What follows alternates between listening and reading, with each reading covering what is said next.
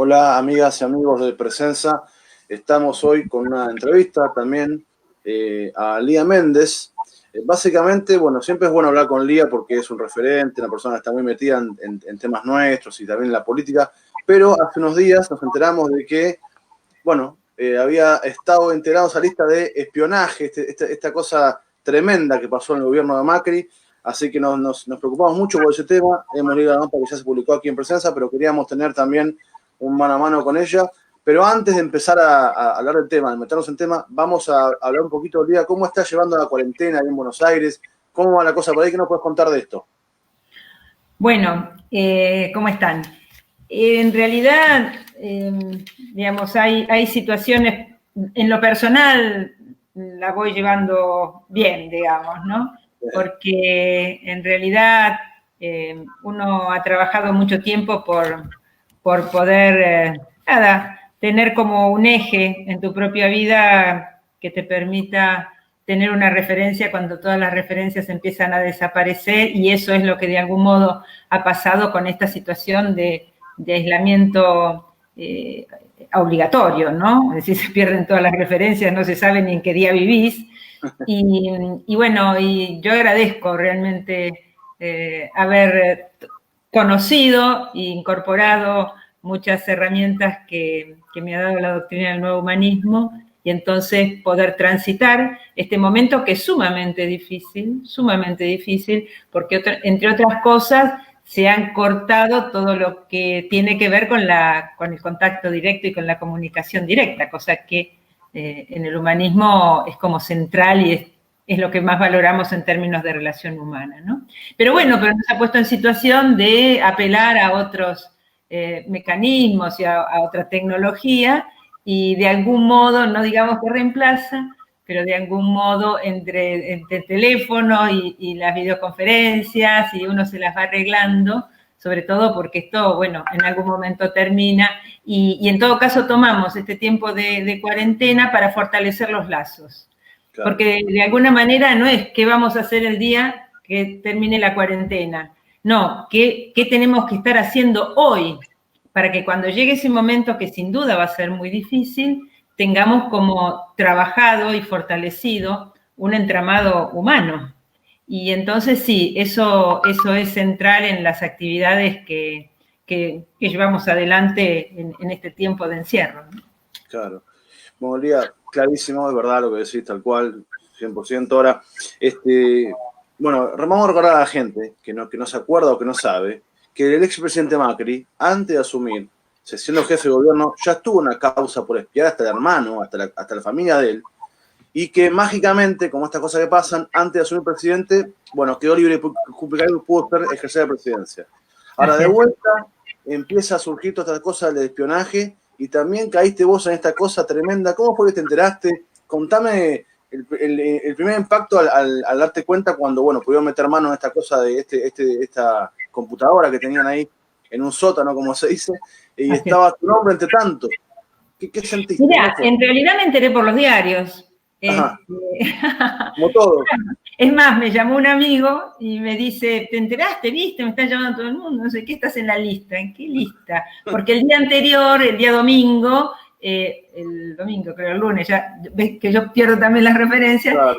Porque fue feriado, en realidad fue el día lunes, feriado, que bueno, que los medios anuncian y mencionan algunos nombres, ¿no? Y la verdad que, digamos, yo ahí no estaba ni estaba enterada, pero aún cuando me enteré que estaba en la lista, en realidad a nadie sorprende por esto que de alguna manera vos describís, es decir, las prácticas ilegales de Macri, entre otras, que ha llevado adelante la del espionaje, la de las escuchas, etcétera, no sorprende a nadie, porque lo hemos conocido con las dificultades del caso, porque durante sus gobiernos no es que todo estuviera a la luz, saliera a la luz, pero de todos modos se conocía la persecución, las maniobras que hacían, etcétera. Entonces, ese primer día mencionaron a 3 o 4 personalidades, y bueno, digamos, y uno en realidad estaba metido como a ver hasta dónde se llegaba con esa investigación, si es que se empezaba a echar luz sobre todo esto. Claro. Y al día siguiente, bueno, cuando un amigo me llama y me dice que estaba en la lista, inmediatamente me llama un periodista y me pregunta qué interpretación hacía yo con los que integrábamos esa lista. Y francamente, en esa lista hay dirigentes políticos, intelectuales, sociales, oficialistas, opositores, periodistas oficialistas del gobierno de Macri. Entonces, primero que no tengo ninguna otra más información que la que salió en los diarios, por lo tanto no puedo hacer ninguna interpretación. Y, digamos, con los que integraban esa lista, menos interpretación. Solo que, como ya lo dije en otro momento, en realidad Macri y su primera línea y hasta segunda eran unos psicópatas.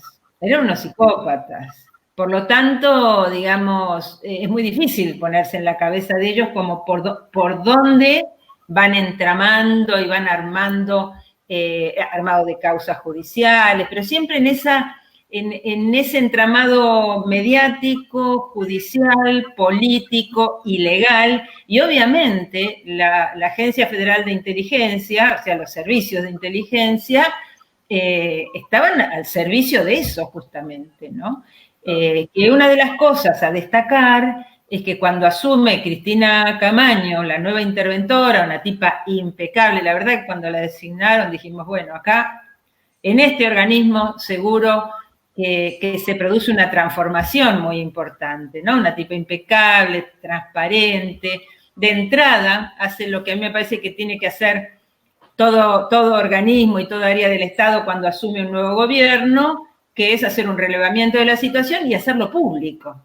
Mire, yo tomo este organismo en estas condiciones, esto es lo que sucede y este es el plan de acción.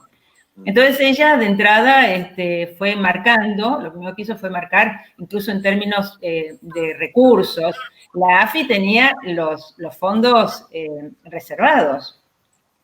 Pero fondos reservados tiene que ver con, está relacionado, estrictamente, digamos, como término, al existir un fondo reservado en la CIDE, tiene que ver con que los reservados son las acciones que lleva adelante la Agencia Federal de Inteligencia, eso es lo reservado, pero el destino de los fondos y el manejo de los fondos, eso no es reservado. De eso hay que rendir cuentas. Entonces, el término ese reservado, miles de millones de pesos de presupuesto, iban a cualquier lado. Entonces, entre las cosas que va ordenando, encuentra esta carpeta. Una carpeta que aparentemente han borrado todo cuando se fueron. Han borrado todo. Esto se lo olvidaron.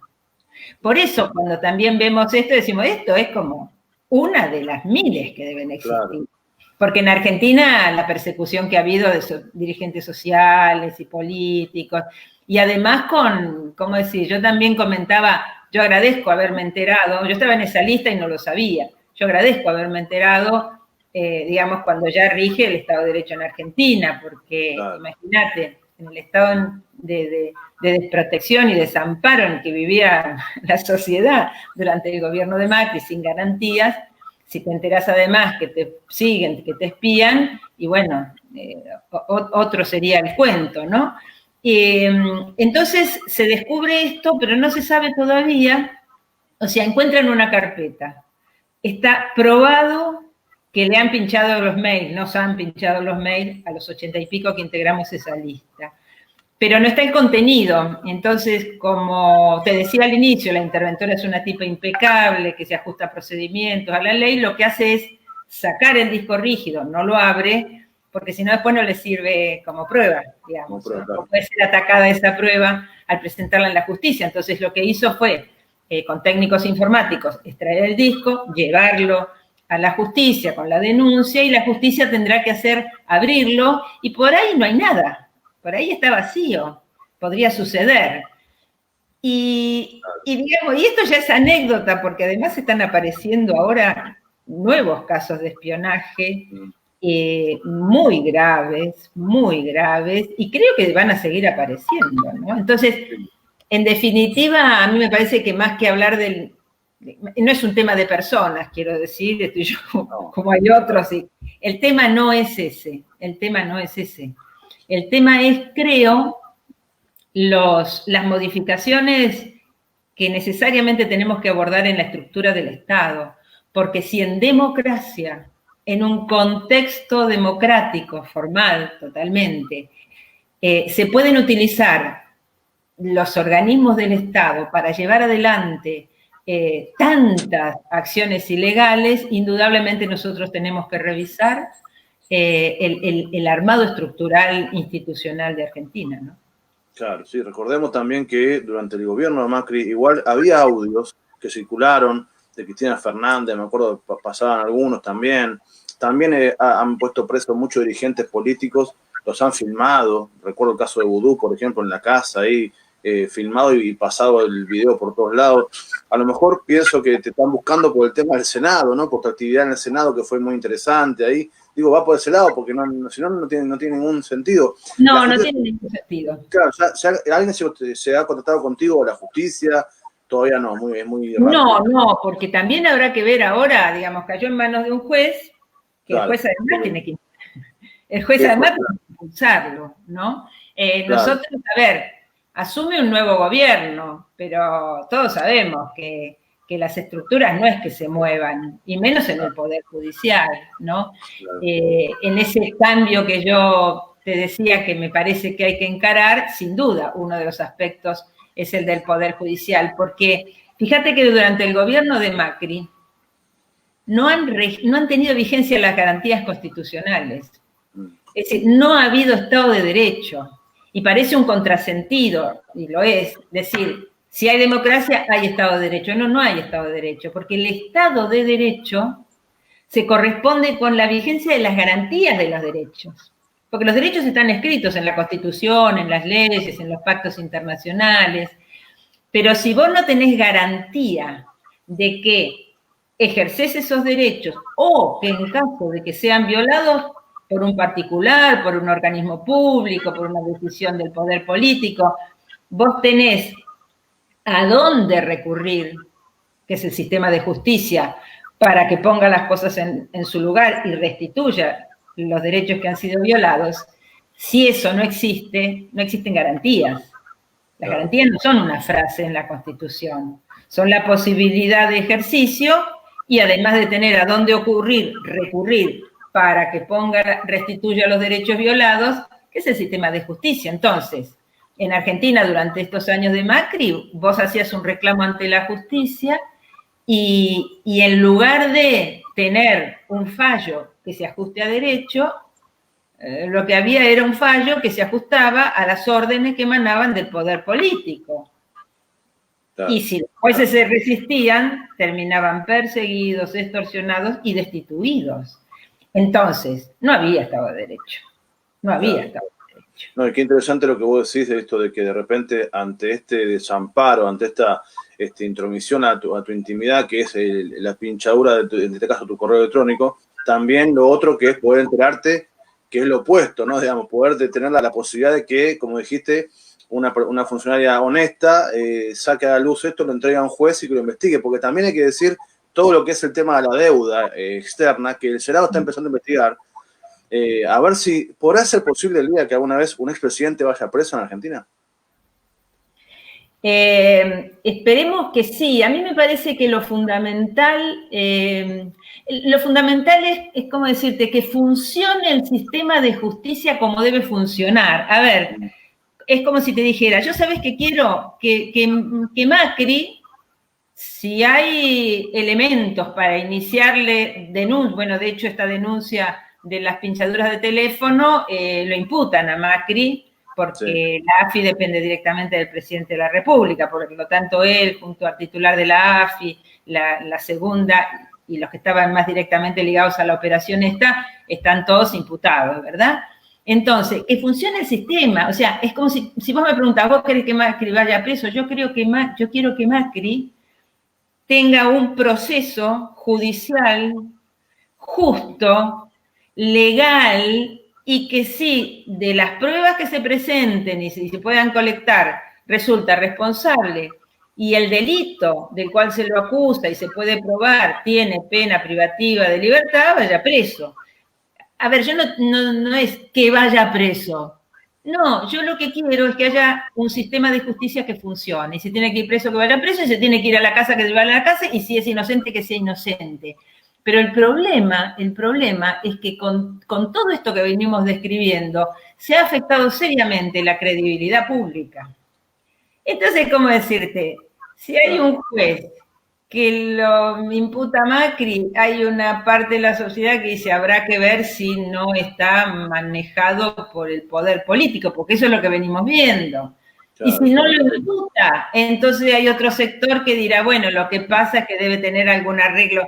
Bueno, eso, no importa si es derecha, de izquierda, si gorila, no, eso, esa afectación a la credibilidad pública, yo creo que es el mayor daño que el gobierno de Macri le ha hecho a la sociedad argentina. Porque no crecen las instituciones. Claro, y, claro, gastó mucho. No crecen las instituciones, ¿cómo decirte? ¿Cómo te movés? Más allá de que las instituciones haya que reformularlas. Pero vos, digamos, dice algo, sale una norma de una institución y vos dudás y fruncís la cara. Y entonces, ¿cómo sigue adelante la sociedad? Por lo menos hasta que podamos avanzar hacia otro sistema más democrático, una mejor democracia, ¿no?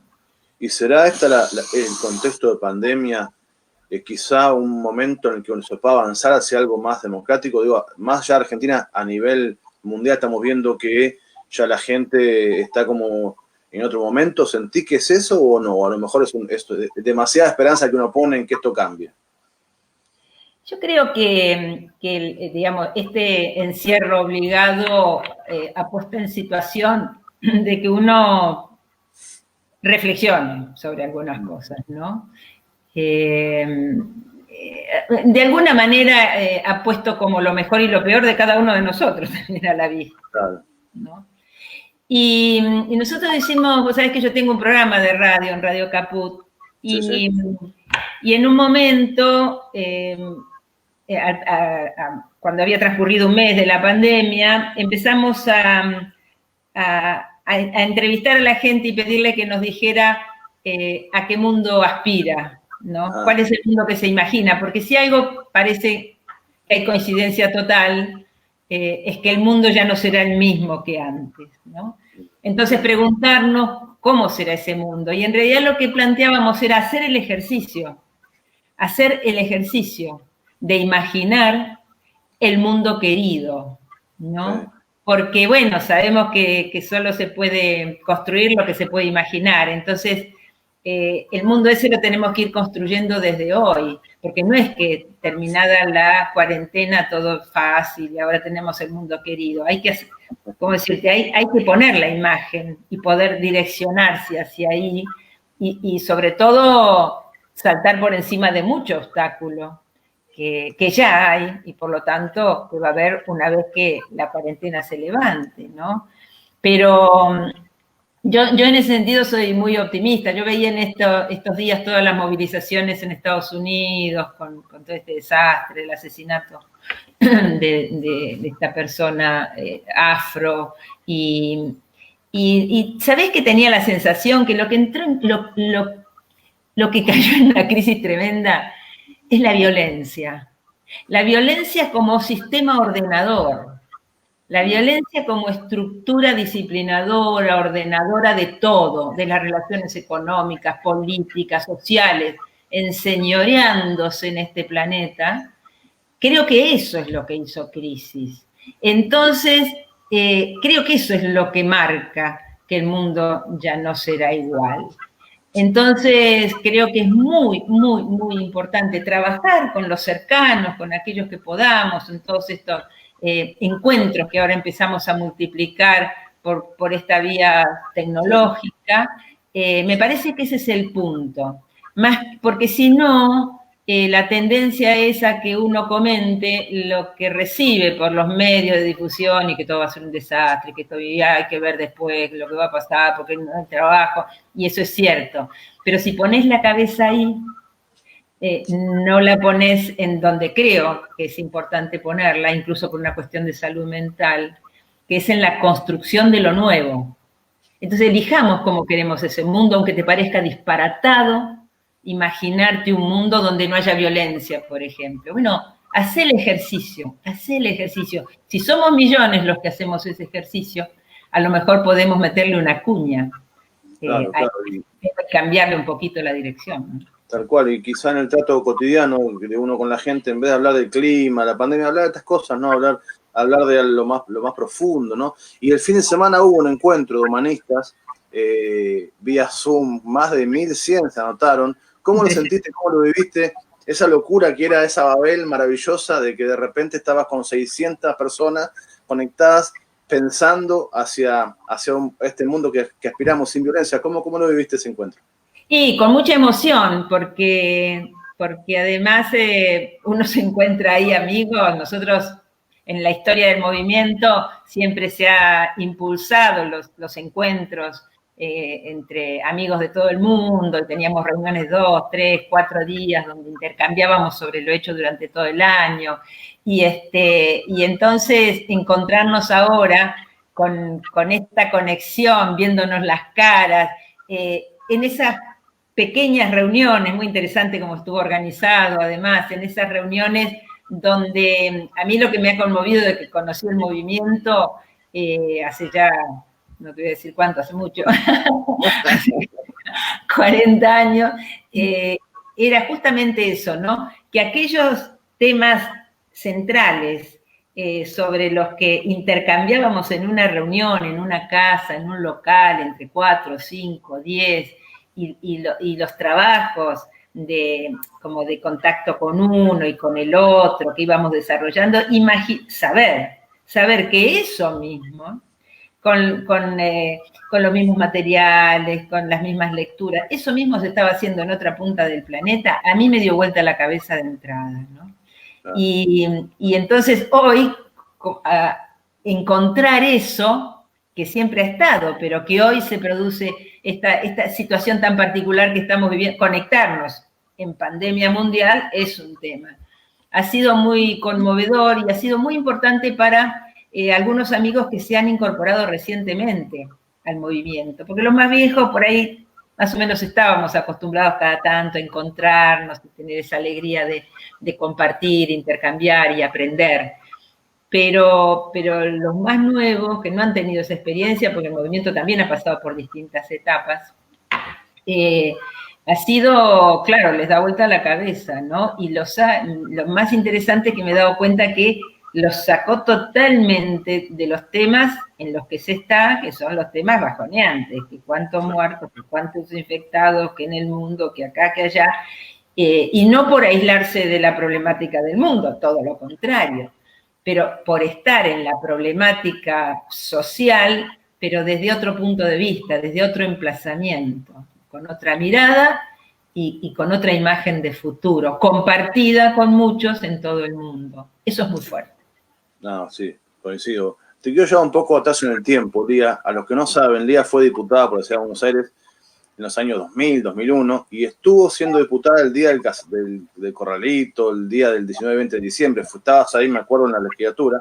Y no puedo dejar de compararlo con lo que pasó en Chile, que también tenemos 3 diputados humanistas, Pamela Giles, Florcita Alarcón y Tomás Hirsch, que también fueron diputados en el momento que estalló Chile, en el mes de octubre, en funciones.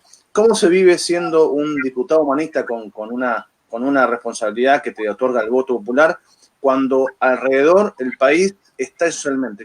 ¿Qué puedes contar de esa experiencia que pasó ya hace cuánto? Casi 20 años. Claro, fue en diciembre del 2001. Mira, en ese momento te acordás que era el que se vayan todos, era fuertísimo. Sí, todos.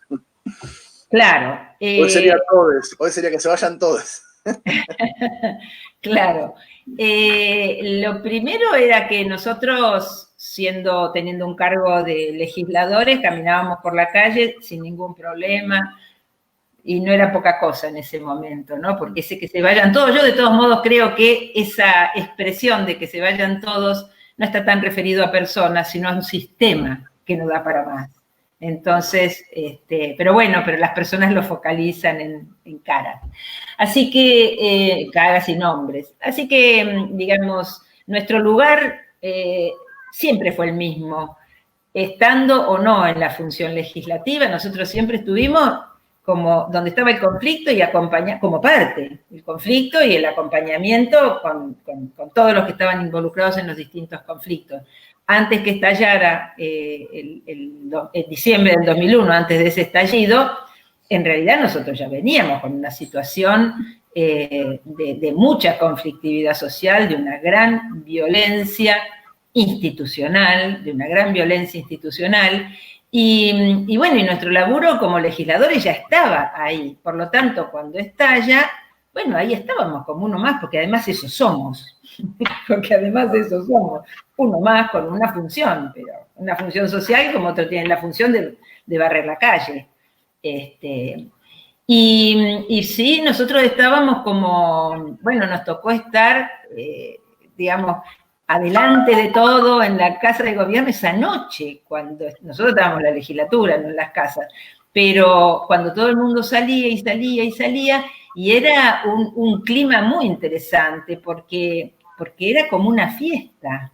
Esa cosa de que De la Rúa dijo, estado de sitio y todo el mundo salió a la calle, a mí me pareció maravillosa, ¿no?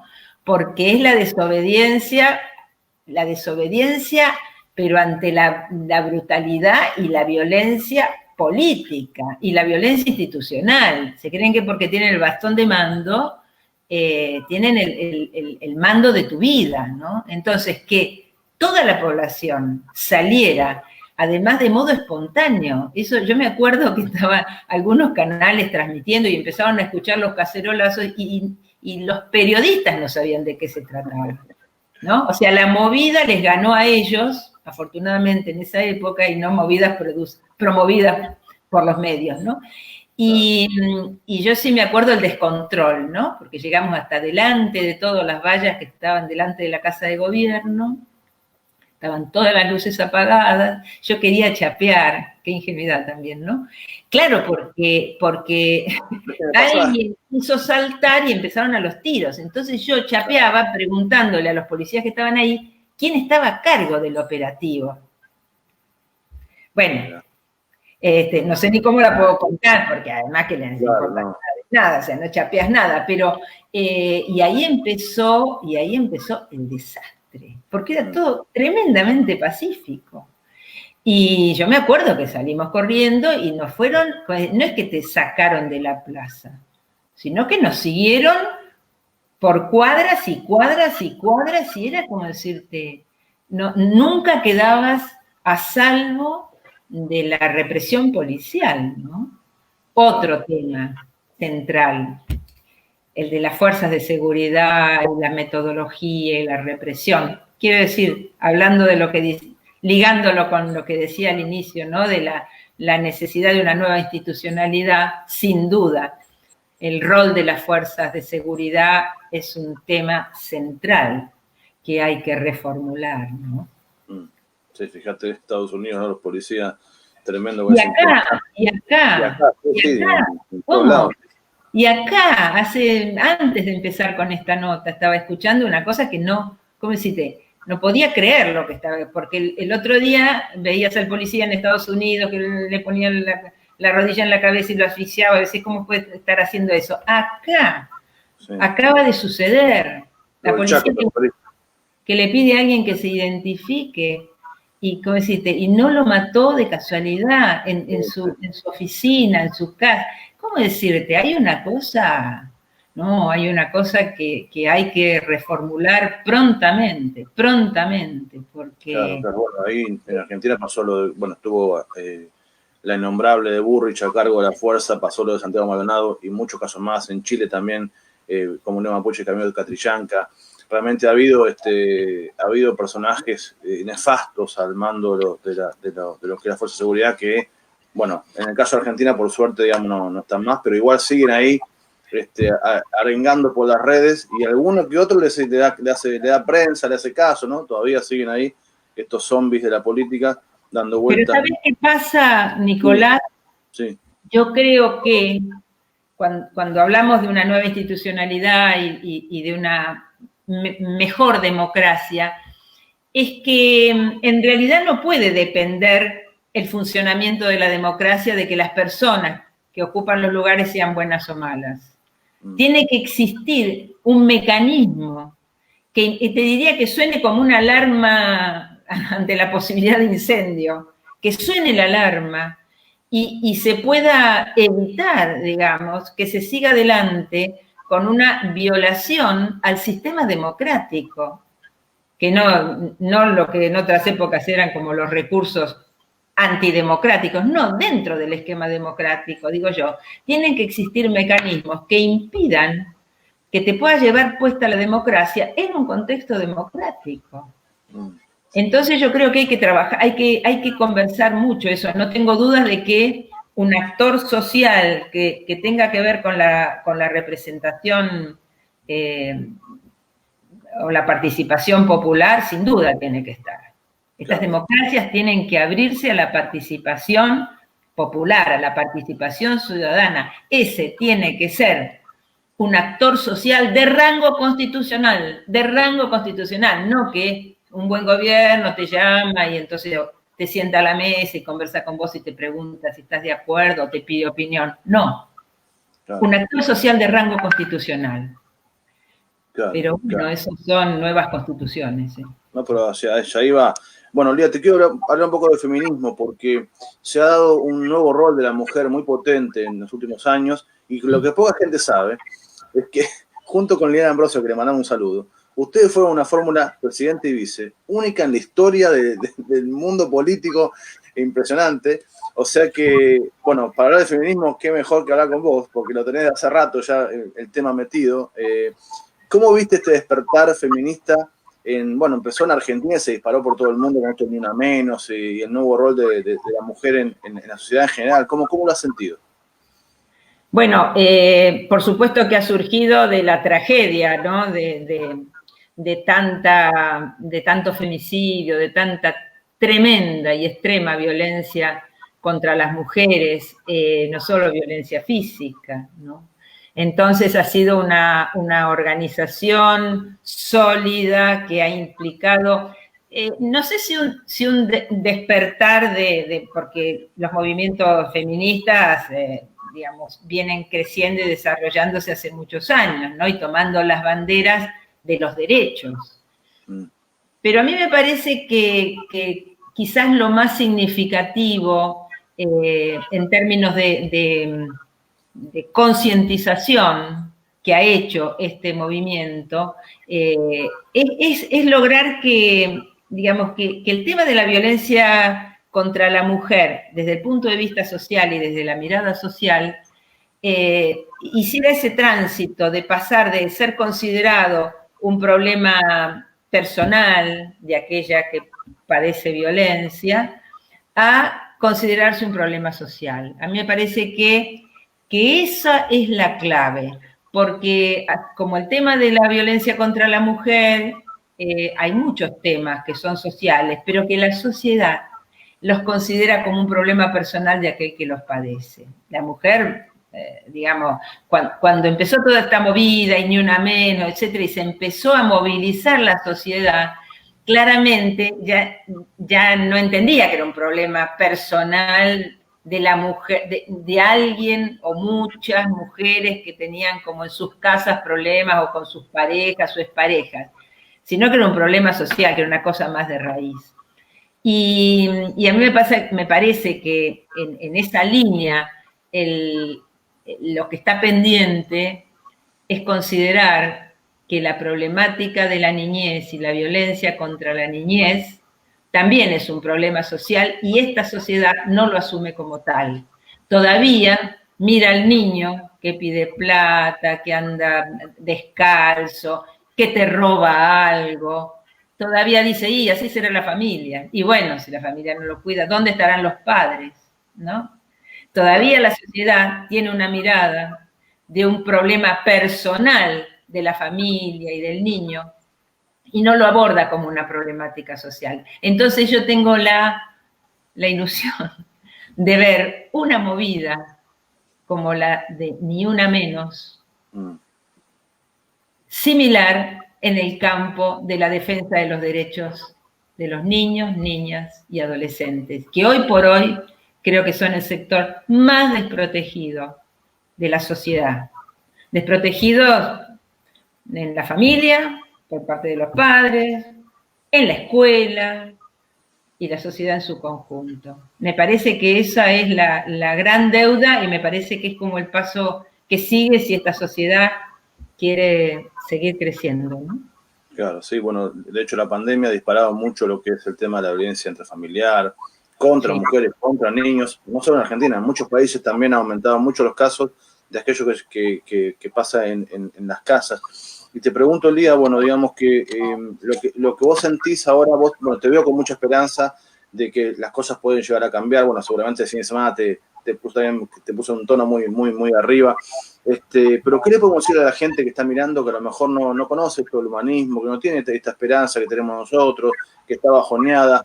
¿Cuál es el primer paso que uno tiene que dar para, digamos, poner un poco de luz en la vida de cada uno?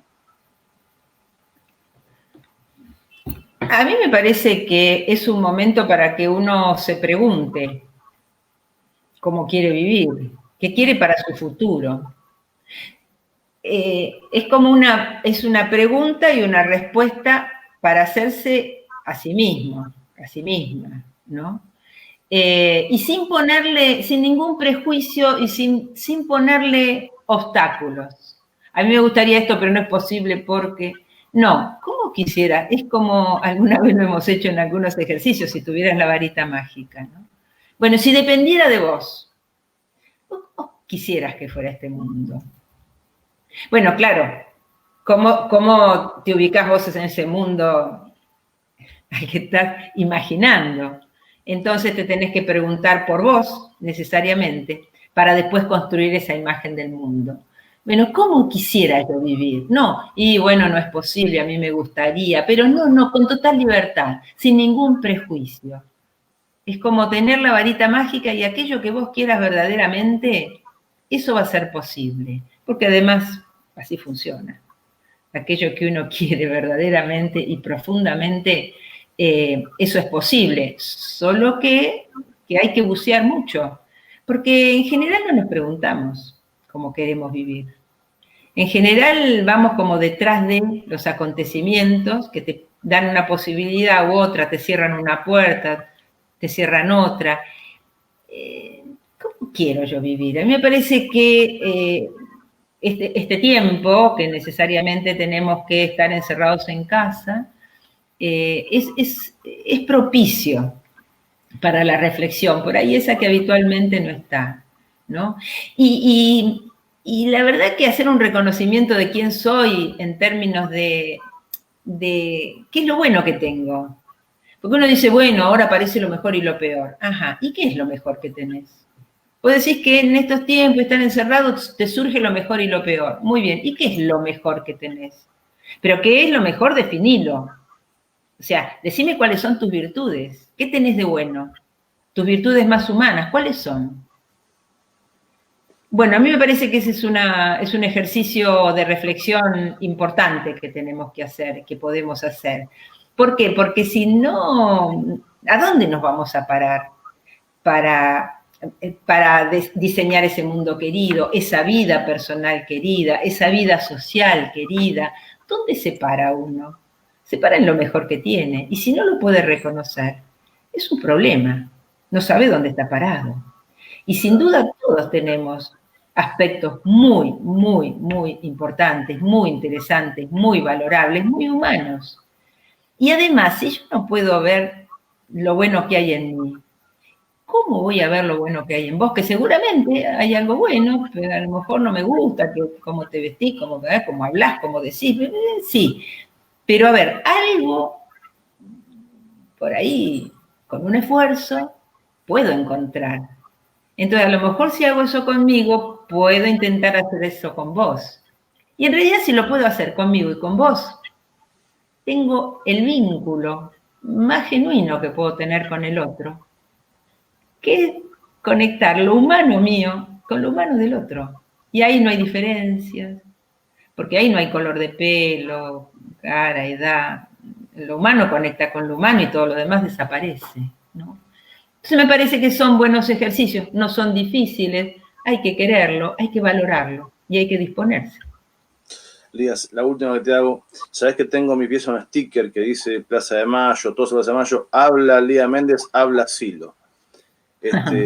Contame cómo fue esa cosa de que habla Lía Méndez y habla Silo. ¿Cómo eran esos días en los que estabas ahí al frente del PH muy puesta y, bueno, a punto de ser elegida legisladora, y Silo, y juntos en la Plaza de Mayo ahí, haciendo ese acto maravilloso, inolvidable para muchos que estuvimos ahí?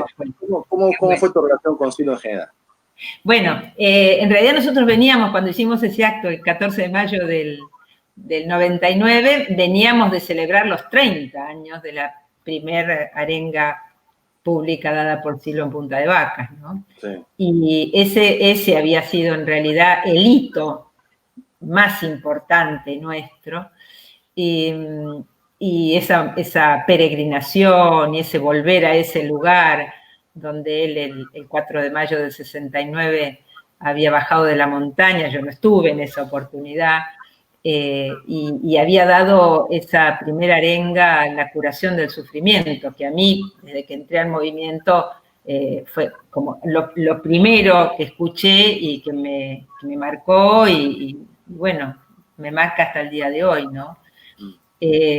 Así que esa fue la primera. Luego tuvimos esta movilización y, bueno, obviamente estar con él. Nosotros habíamos hecho el año anterior toda una campaña recorriendo las provincias, en cenas compartidas, sí, donde él iba, íbamos nosotros, con Jorge Pompey, que era candidato a vice, Guillermo Zulin, nuestro economista, sí, Luis Milani, que estaba en toda la parte organizativa.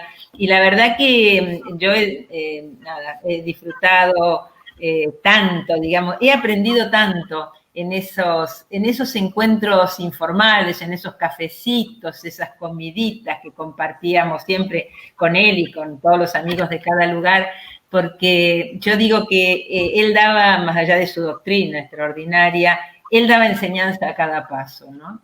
Entonces uno lo observaba en cosas pequeñas, y todo era una enseñanza. Yo decía, exagerando, hasta el modo en que pedía un café, ¿no? Como esas cosas intrascendentes, pero vos lo veías moverse, y el tipo de trato que tenía con el otro, la mirada, bueno, era todo un aprendizaje con él, ¿no?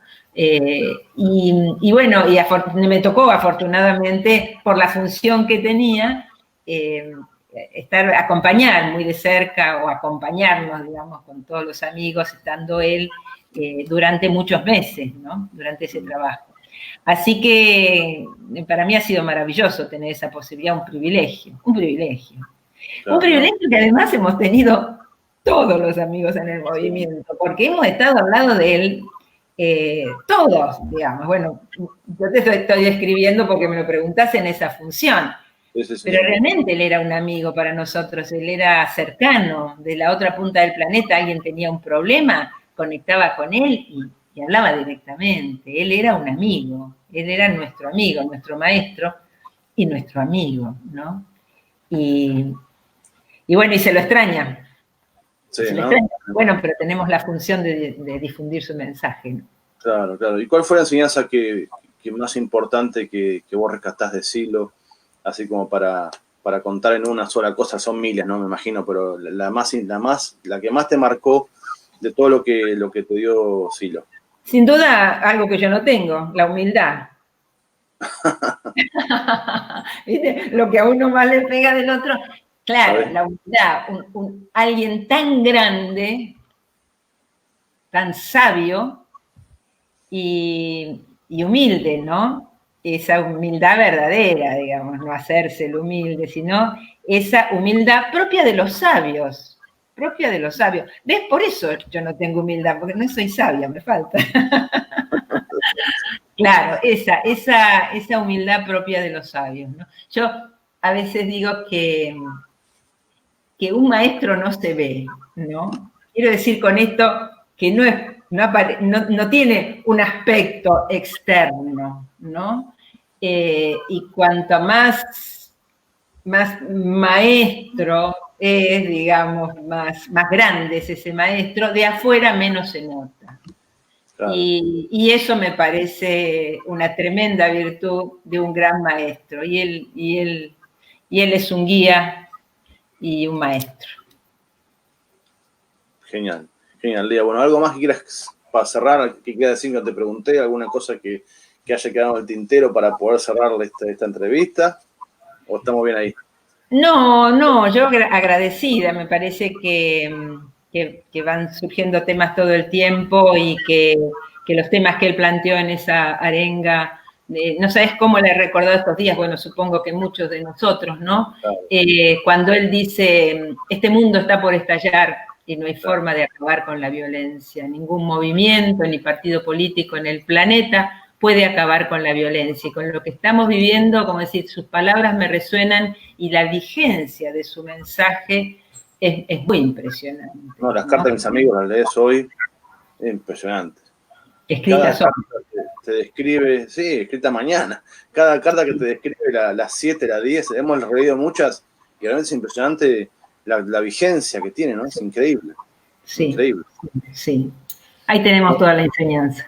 Seguro. Lía, muchas gracias por este tiempo.